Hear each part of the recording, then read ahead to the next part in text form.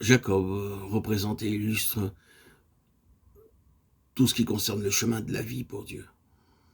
La maison de Dieu, l'église, Bethel, est l'objet particulier que nous avons en vue. Et si nous prenons encore Jacob comme notre illustration, nous sommes menés à voir que tout ce qui concerne l'église doit commencer de son côté céleste et non de son côté terrestre. C'est un fait qui gouverne la vie de Jacob. Et cela interprète sa vie.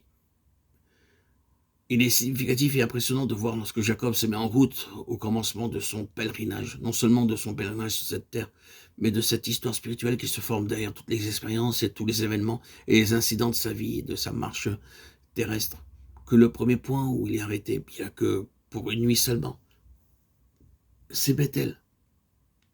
Et Bethel paraît pour la première fois dans la Bible comme venant des cieux. Nous avons là la première référence qui soit faite à l'église dans la Bible, et elle paraît avec Jacob. Elle paraît comme venant des cieux, c'est-à-dire de son côté céleste, et cela devient une loi qui gouverne et interprète toute la suite de la carrière de Jacob et de son pèlerinage spirituel. Ce qui est institué à ce point-là, c'est le gouvernement de ce qui est céleste, et lorsque ce gouvernement est introduit par Dieu, nous voyons que ce qui est simplement terrestre doit, à partir de ce point, passer sous la condamnation et la discipline de Dieu pour être détruit, afin que tout devienne progressivement céleste, selon son origine, sa source, son commencement. Il nous faut ici nous poser cette question qui embrasse tout. Où est-ce que tout commence? Et où est-ce que tout conduit? La réponse est une. Tout commence dans les cieux et tout conduit au ciel et s'accomplit dans les cieux. Ce n'est qu'une autre manière de dire que tout est de Christ. Tout a été créé par lui et pour lui.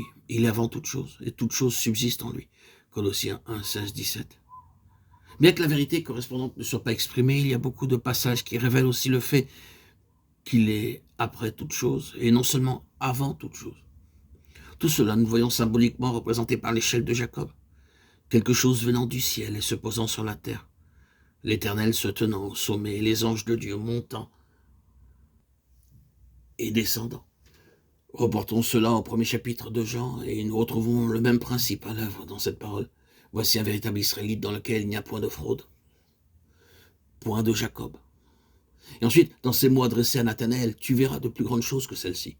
Vous verrez le ciel ouvert et les anges de Dieu montant et descendant sur le Fils de l'homme. Jean 1, 47, 50, 51.